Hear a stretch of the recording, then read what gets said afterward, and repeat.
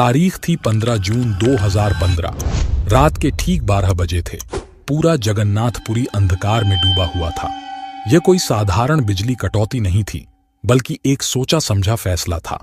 सड़कों पर सन्नाटा पसरा था, मंदिर के चारों ओर भारी पहरा था और किसी को भी आसपास भटकने की इजाजत नहीं थी। इस रहस्यमयी अंधेरे के पीछे एक गुप्त और पवित्र अनुष्ठान चल रहा था।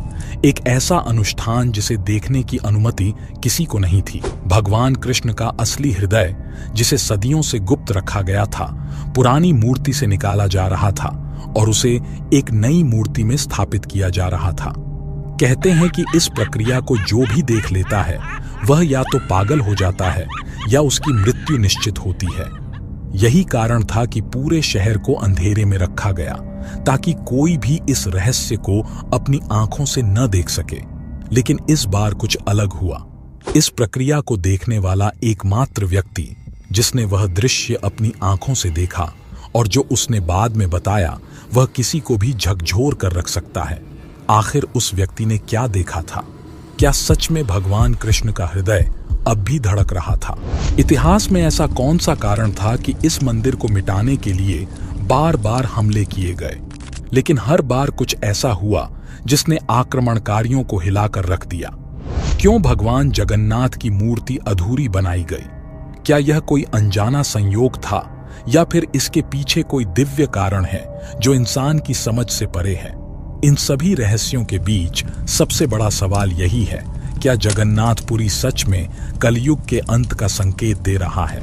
क्या यह मंदिर केवल एक तीर्थ स्थल है या फिर भविष्य का कोई संदेश हमारे सामने रख रहा है जिसे हम समझ नहीं पा रहे हैं? इस वीडियो में हम इन्हीं गूढ़ रहस्यों की परतें खोलेंगे और आपको सच से रूबरू कराएंगे। वीडियो को बिना स्किप किए पूरा देखें, क्योंकि आपको जगन्नाथ मंदिर से जुड़े हुए कुछ ऐसे रहस्यों के बारे में आज जानने को मिलने वाला है जिसके बारे में शायद ही आपने पहले कभी सुना होगा। वीडियो शुरू करने से पहले एक छोटा सा निवेदन है कि कमेंट में जय जगन्नाथ अवश्य लिखें।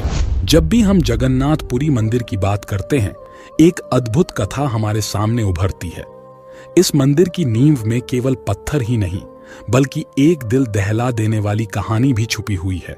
इस अद्भुत रहस्य को समझने के लिए हमें समय के पहियों को पीछे घुमाना होगा और लौटना होगा उस युग में जब महाभारत का महासमर समाप्त हो चुका था। कुरुक्षेत्र की धरती पर बिखरे असंख्य शवों और कौरवों के विनाश ने समूचे आर्यावर्त को हिलाकर रख दिया था। इसी विनाश का दोष गांधारी ने भगवान श्री कृष्ण पर मढ़ दिया। अपने 100 पुत्रों की मृत्यु के शोक में डूबी गांधारी ने जलते हुए क्रोध के साथ कृष्ण को श्राप दिया, जैसे मेरे पुत्रों का सर्वनाश हुआ, वैसे ही तुम्हारा यादव वंश भी आपसी कलह में नष्ट हो जाएगा, और जिस द्वारका को तुमने अपने पराक्रम से बसाया वह भी जलमग्न हो जाएगी। यह केवल शब्द नहीं थे, बल्कि विधि का विधान था। वर्षों बीत गए, लेकिन गांधारी का श्राप काल की परछाई की तरह पीछा करता रहा। और फिर 36 वर्षों बाद वह दिन आया जब गांधारी का कथन सत्य होने लगा। द्वारका में आपसी कलह ने विकराल रूप धारण कर लिया। नशे में चूर यादव, जो कभी अपराजेय योद्धा थे, एक दूसरे के रक्त के प्यासे हो उठे। पराक्रमी महारथी जो युद्ध में देवताओं तक को चुनौती देते थे, वे अब अपने ही बंधुओं के हाथों काल के गाल में समा रहे थे। रक्त से सनी द्वारका चीत्कारों से गूंज उठी, लेकिन नियति अपने पथ पर अग्रसर थी। और फिर आया वह भयानक क्षण जब सागर ने अपनी लहरों को विशालकाय रूप दिया। गगनभेदी गर्जना के साथ महासागर ने पूरी द्वारका नगरी को अपने भीतर समा लिया। देखते ही देखते महलों, मंदिरों और समृद्धि से भरी वह नगरी जो कृष्ण का धाम थी, जल प्रलय में विलीन हो गई। द्वारका अब केवल जल के गर्भ में सोई हुई एक भूली हुई कथा बन गई। भगवान श्री कृष्ण इस महासंहार को देखकर मौन थे। वह जानते थे कि यह विधि का विधान है। उन्होंने अपने अंतिम क्षणों के लिए एकांत का चयन किया और एक घने वन में पीपल के वृक्ष के नीचे ध्यान मग्न हो गए। लेकिन नियति का चक्र अभी समाप्त नहीं हुआ था।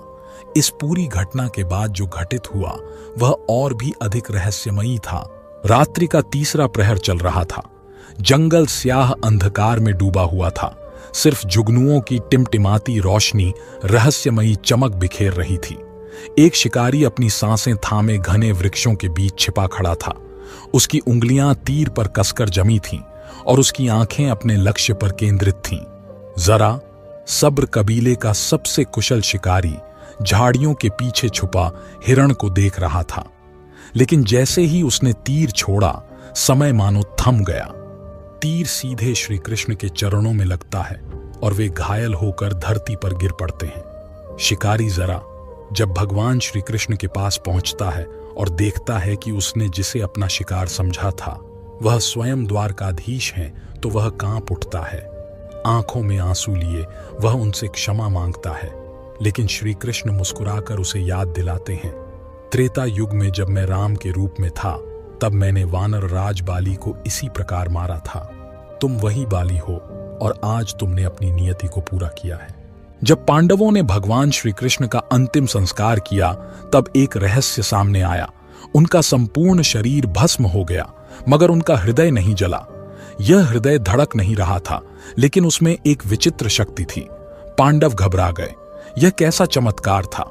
तभी आकाश से आकाशवाणी हुई, यह मेरा नील माधव स्वरूप है, इसे जल में प्रवाहित करो, समय आने पर यह स्वयं प्रकट होगा। पांडवों ने वैसा ही किया। हृदय को एक लकड़ी के लट्ठे में बांधकर नदी में प्रवाहित कर दिया। सदियां बीत गईं। एक दिन उड़ीसा के घने जंगलों में सब्र कबीले के मुखिया विश्वासु ने नदी किनारे एक विशाल लकड़ी का टुकड़ा देखा। जैसे ही उसने उसे छुआ, वह चौंक उठा। लकड़ी गर्म थी और उसमें से एक नीली आभा निकल रही थी। विश्वासु ने अपने कबीले के लोगों को बुलाया और उसे अपने गुफा मंदिर में स्थापित कर दिया। धीरे धीरे कबीले के लोग उसे नील माधव के रूप में पूजने लगे। जब भी कोई उस मूर्ति के पास जाता, उसके भीतर एक दिव्य शक्ति का संचार होता। राजा इंद्रद्युम्न, जो मालवा के पराक्रमी राजा थे, उन्होंने एक रात एक अजीब सपना देखा। सपना असाधारण था। उन्हें एक विशाल नीले प्रकाश से चमकती प्रतिमा, एक गुफा और एक रहस्यमयी पर्वत दिखा। जागते ही उन्होंने अपने विद्वानों को बुलाया और अपने सपने के बारे में बताया। विद्वानों ने जब ये सब सुना तो वो सभी एकमत होकर बोले, यह नीलांचल पर्वत है और इस पर कोई दिव्य मूर्ति स्थापित है। राजा चकित हो गए। उन्होंने अपनी सेना को चारों दिशाओं में इस पर्वत को खोजने भेजा, मगर कोई सफलता नहीं मिली। तब राजा के एक विश्वास पात्र ब्राह्मण विद्यापति को यह कार्य सौंपा गया। उन्होंने सूक्ष्मता से खोजबीन की और पता लगाया कि सब्र कबीले का मुखिया विश्वासु इस मूर्ति की पूजा करता है। विद्यापति को एहसास हुआ कि बलपूर्वक यह मूर्ति नहीं ली जा सकती, इसलिए उन्होंने विश्वासु की बेटी से विवाह कर लिया। एक दिन जब उनकी पत्नी प्रसन्नचित्त थी, तब उसने अपने पिता से प्रार्थना की कि वह विद्यापति को नील माधव के दर्शन कराएं। विश्वासु मान गया, मगर एक शर्त पर कि विद्यापति की आंखों पर पट्टी बांधी जाएगी। विद्यापति राजी हो गया, मगर वह चुपके से रास्ते में सरसों के बीज गिराता गया, ताकि बारिश के बाद जब वे अंकुरित हों तो वह रास्ता पहचान सके। नील माधव के दर्शन करते ही विद्यापति स्तब्ध रह गया। ऐसी दिव्य मूर्ति उसने कभी नहीं देखी थी। उसने जाकर राजा को इस बारे में बताया। कुछ दिनों बाद राजा स्वयं वहां पहुंचे और जबरन वह मूर्ति ले गए, मगर जैसे ही मूर्ति को गुफा से निकाला गया, एक भयानक घटना घटी। प्रतिमा हवा में लुप्त हो गई। राजा बहुत दुखी हो गए। राजा ने हताश होकर फिर से कठिन तपस्या की। कुछ दिनों बाद उन्हें फिर से एक स्वप्न आया। एक लकड़ी का लट्ठा समुद्र से बहकर आ रहा है। इस लकड़ी के लट्ठे से एक नई मूर्ति बनवाओ। राजा ने सुबह उठकर अपने सैनिकों को उस लट्ठे को खोजने के लिए भेजा। राजा के सैनिकों ने समुद्र किनारे खोजबीन की और वो चमत्कारी लकड़ी का टुकड़ा उन्हें मिल गया, मगर कोई भी उसे हिला नहीं पा रहा था। तभी राजा को एक आवाज सुनाई दी, तुमने विश्वासु से छल किया, इसलिए तुम्हारे पाप तुम्हें रोक रहे हैं। पहले उनसे क्षमा मांगो। राजा ने ऐसा ही किया। उन्होंने विश्वासु से अपने द्वारा किए गए गलत कार्य की क्षमा मांगी। विश्वासु ने भी उन्हें क्षमा कर दिया और विश्वासु ने खुद वह लट्ठा उठाया और उसे मंदिर में ले गए। फिर राजा इंद्रद्युम्न ने एक से बढ़कर एक शिल्पकार को उस लट्ठे से मूर्ति बनाने के लिए बुलाया। लेकिन कोई भी कारीगर लकड़ी के अंदर रत्ती भर भी छेद नहीं कर पाया। यह सब देखकर राजा काफी दुखी हो गए थे, लेकिन तीनों लोक के कुशल कारीगर कहे जाने वाले विश्वकर्मा ने एक बूढ़े व्यक्ति का रूप धारण करके उस लकड़ी से भगवान जगन्नाथ की प्रतिमा बनाने का फैसला लिया। भगवान विश्वकर्मा वृद्ध व्यक्ति का रूप धारण करके राजा के पास पहुंच गए और उनसे कहा कि वह नील माधव की मूर्ति बना सकते हैं, लेकिन इसके लिए उस शिल्पकार ने एक शर्त रखी, जिसमें उसने कहा कि मैं 21 दिनों में गर्भगृह के अंदर इस मूर्ति का निर्माण करूंगा। कोई भी शख्स मूर्ति बनाते समय उन्हें दिखाई नहीं देना चाहिए। यदि कोई भी इन 21 दिनों से पहले अंदर आया तो वे मूर्ति को छोड़कर चले जाएंगे। राजा ने सभी शर्तें मान ली और एक बंद कमरे के अंदर भगवान विश्वकर्मा ने लकड़ी से मूर्ति गढ़ने का काम शुरू कर दिया। लेकिन रानी खुद को चाहकर भी रोक नहीं पा रही थी, इसलिए सभी की नजरें चुराते हुए रानी उस कमरे के पास चली गई। रानी ने देखा कि कमरे से कोई भी आवाज नहीं आ रही है। इसके बाद तुरंत रानी ने इस बात की सूचना महाराज को दी। राजा को ऐसा लगा कि बूढ़ा व्यक्ति कहीं मर तो नहीं गया है, इसलिए सभी शर्तों को दरकिनार करते हुए राजा ने अपने सैनिकों को कमरे को खोलने का आदेश दे दिया। इधर विश्वकर्मा जी आधी अधूरी मूर्ति के अंदर भगवान के विग्रह को रखकर अदृश्य हो गए। जैसे ही कमरा खोला गया तो सभी लोग अचंभित हो गए, क्योंकि कमरे के अंदर वह वृद्ध व्यक्ति नहीं था। इसके अलावा वहां पर 3 अधूरी बनी मूर्तियां रखी हुई थीं। राजा को लगा कि शायद यही भगवान की इच्छा है और उन्होंने जिस अवस्था में मूर्तियां थीं उसी अवस्था में मंदिर में स्थापित करवा दिया। राजा को गहरा धक्का लगा। उन्होंने अपने आप को दोषी ठहराया। तभी आकाशवाणी हुई, यही मेरी वास्तविक मूर्ति है। मैं अधूरा नहीं हूं बल्कि पूर्ण हूं। इसी रूप में मेरी पूजा होगी और आज इसी रूप में यह तीनों मूर्तियां मंदिर में विराजमान है। हर बार जब भगवान जगन्नाथ की मूर्ति जीर्ण हो जाती है तो उसे बदलने की परंपरा होती है, जिसे नवकलेवर कहा जाता है। यह प्रक्रिया 12 से 19 वर्षों के बीच घटित होती है, परंतु मूर्ति बदलने से अधिक महत्वपूर्ण कार्य होता है भगवान का ब्रह्म तत्व या जीवित हृदय स्थानांतरित करना। इस रहस्यमयी अनुष्ठान के दिन जैसे ही सूर्य अस्त होता है, पूरी शहर अंधकार में डूब जाता है। बिजली काट दी जाती है, सड़कों पर घना सन्नाटा छा जाता है और मंदिर के चारों ओर भारी सुरक्षा तैनात कर दी जाती है। इस प्रक्रिया को देखने की किसी को भी अनुमति नहीं होती। कहा जाता है कि अगर कोई इसे देख ले तो उसकी मौत निश्चित होती है। केवल कुछ चयनित पुजारियों को ही इस प्रक्रिया में भाग लेने की अनुमति होती है और वे भी इस अनुष्ठान को आंखों पर पट्टी बांधकर संपन्न करते हैं।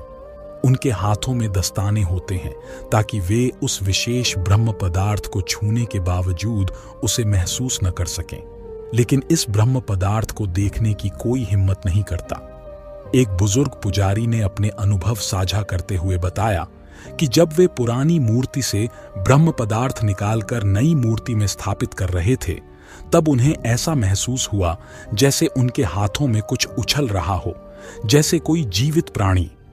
ऐसा लगता है जैसे एक खरगोश का बच्चा हाथ में हो जो हलचल कर रहा हो।